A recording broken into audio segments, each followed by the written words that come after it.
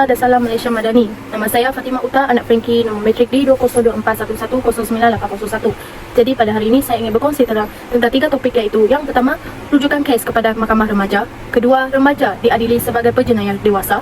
Dan yang ketiga adalah delinkuensi yang dilakukan sendiri oleh remaja.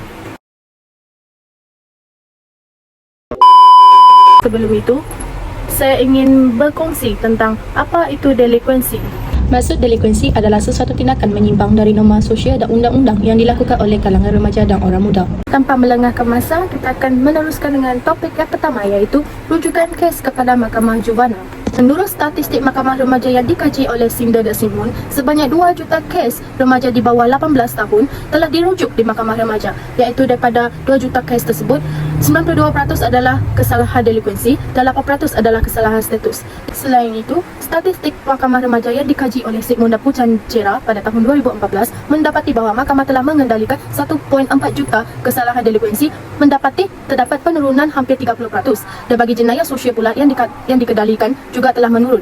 Daripada antara tahun 1995 dan 2002, kes kesalahan yang ditangani telah meningkat secara ketara, iaitu 5%, dan kemudian menurun sebanyak 33% sehingga 2010. Untuk pengetahuan kalian, rujukan paling kerap bagi remaja kepada Mahkamah Juvenil untuk jenayah sosial adalah konten sekolah dan pelanggaran undang-undang minuman keras. Jadi pernahkah anda terfikir bagaimana penurunan statistik tersebut berlaku?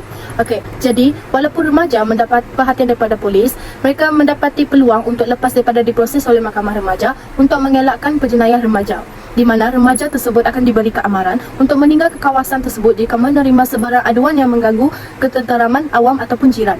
Selain itu, menurut kajian belia Isberg menyatakan peratusan remaja yang mengaku telah melakukan jenayah ganas yang serius jauh lebih tinggi daripada golongan remaja yang ditangkap atau disabitkan kesalahan. Seterusnya, kita akan masuk kepada topik yang kedua, iaitu remaja diadili sebagai penjenayah dewasa. Remaja yang akan diadili di Mahkamah Jenayah adalah seperti remaja yang melibatkan diri dalam kesalahan serius, ganas atau berulang. Contohnya, remaja tersebut dia melibatkan diri dalam kes rogol ataupun kes membunuh, dan hakim dapat memindahkan kes ke Mahkamah Jenayah atas permintaan pendakwa rakyat. Remaja atau ibu bapa mereka boleh meminta pemindahan secara kehakiman jika ingin berpindah daripada Mahkamah Jenayah kepada Mahkamah Juvenil. Sebagai contoh, kanak-kanak yang sangat muda ataupun dikira sebagai kanak-kanak yang di bawah umur yang didakwa melakukan kesalahan serius seperti membunuh boleh menjadi calon untuk pemindahan, di mana Mahkamah Jenayah boleh memilih memindahkan kes tersebut ke Mahkamah Juvenil. Hal ini ataupun proses tersebut akan dikenali sebagai pemindahan terbalik. Menurut lampiran Ken US juga telah mengatakan bahawa Mahkamah Agung AS telah menetapkan kriteria dalam membuat keputusan mengenai pemindahan remaja ke Mahkamah Jenayah untuk perbicaraan. Antaranya adalah mengikut keterukan kesalahan yang didakwa dan keperluan untuk melindungi masyarakat. Dan yang kedua adalah kesopanan dan kematangan remaja. Dan yang ketiga adalah sejarah dan rekod terdahulu remaja. Walau bagaimanapun, menurut Sigmund dan Pucancera 2014 menyatakan bahawa bilangan remaja yang ditahan di penjara dan kemudahan pembetulan untuk orang dewasa adalah sukar untuk dipastikan. Hal ini disebabkan kerana ramai remaja didapati tidak bersalah ataupun tidak syak majoriti dan telah diberikan perbicaraan.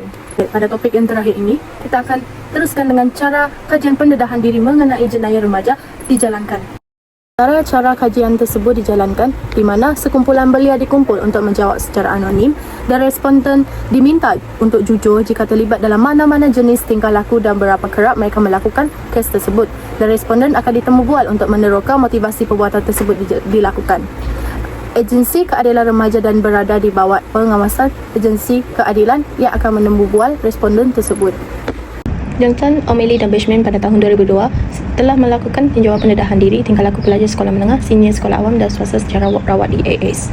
Selepas itu, projek kajian belia kebangsaan juga dilakukan semasa tahun 1976 untuk melakukan penilaian semula tingkah laku mereka pada tahun-tahun berikutnya.